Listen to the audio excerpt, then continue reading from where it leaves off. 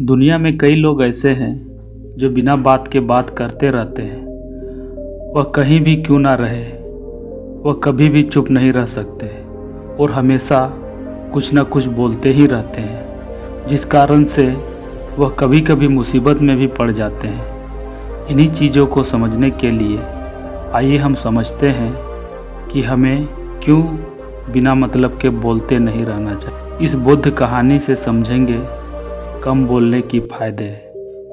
तो चलिए शुरू करते हैं इस कहानी को। जिस प्रकार मैं आपको इन कहानियों के ज़रिए मोटिवेट करता हूँ, उसी प्रकार आपका एक सब्सक्राइब मुझे भी मोटिवेट करता है इन कहानियों को आपके सामने लाने के लिए। तो आप इस चैनल को ज़रूर सब्सक्राइब कर दीजिएगा। तो चलिए शुरू करते हैं इस कहानी को। जापान में बहुत ही प्रसिद्ध बौद्ध सन्यासी हुए जिसका नाम रिझाई था। रिझाई दुनिया के शोर शराबे से दूर एक जंगल के पास एकांत में एक कुटिया बनाकर रहते थे। रिझाई की प्रसिद्धि पूरी जापान में फैली हुई थी क्योंकि वह बहुत ही ध्यानी और आत्मज्ञानी थे। एक बार जापान के सम्राट रिझाई के पास आता है और कहता है, मुनिवर, मैं हमेशा ही अशांत महसूस करता हूँ। मेरे मन में एक उथल पुथल सी मची हुई होती है। हालांकि मेरे पास बहुत सारे धन और बहुत सारे सुख सुविधाएं हैं जिनके लोग सपने देखा करते हैं। आखिर क्यों मेरे अंदर इतने अशांति और व्याकुलता है? रिझाई ने कहा, इसका जवाब आप खुद जानते हैं। आपने कभी खोजा नहीं?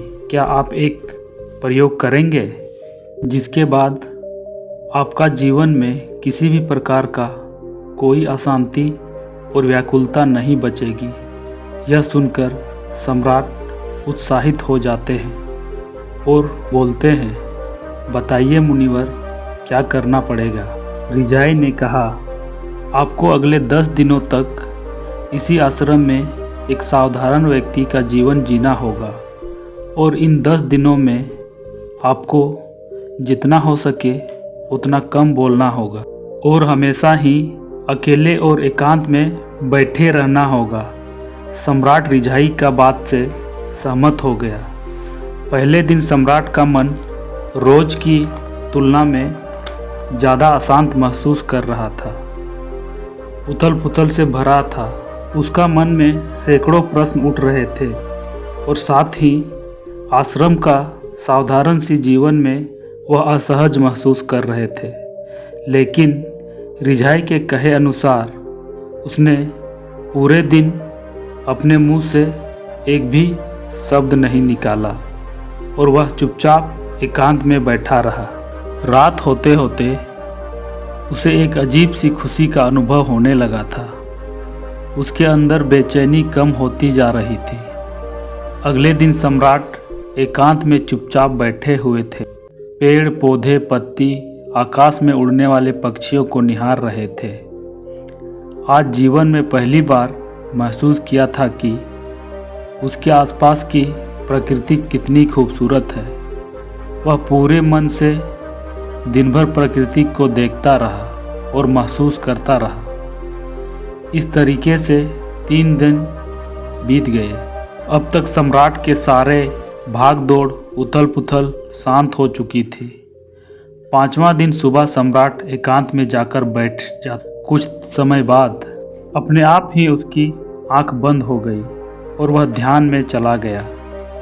वह पूरे दिन आंख बंद किए बैठे रहा और गहरी ध्यान में उतरता गया और ना कोई शब्द था और ना ही कोई चिंता।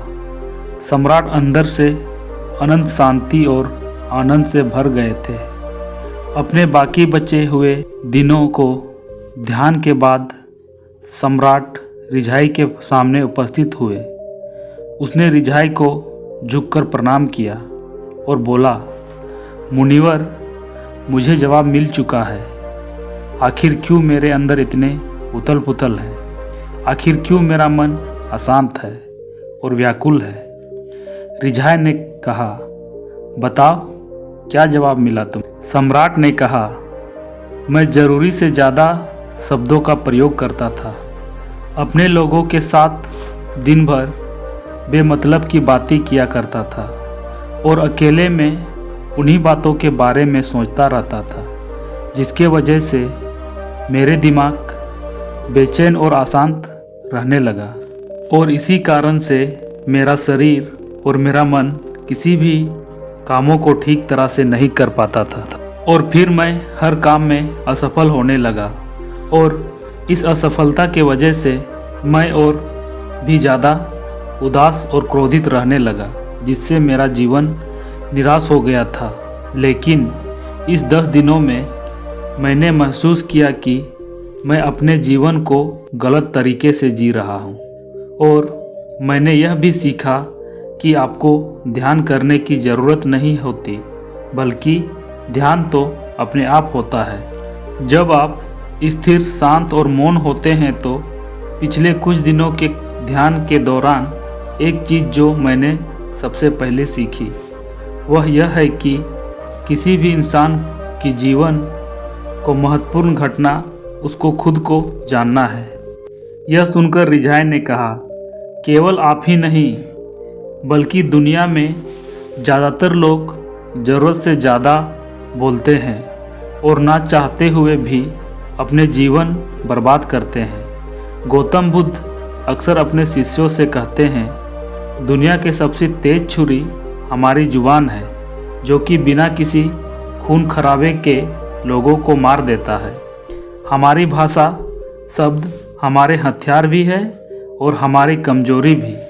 अगर सही सोच के साथ सही समय पर सही शब्दों का उपयोग किया जाए तो इंसान को सफल बना देता है।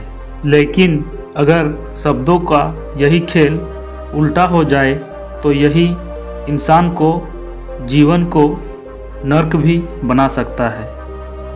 तो यह थी आज की कहानी। यह कहानी आपको कैसा लगा? अगर इस कहानी से थोड़ा भी आपको ज्ञान मिला हो तो इस चैनल को सब्सक्राइब कर वीडियो को लाइक कर दीजिए और इसी तरह की कहानी को सुनने के लिए चैनल पर कमेंट करिए।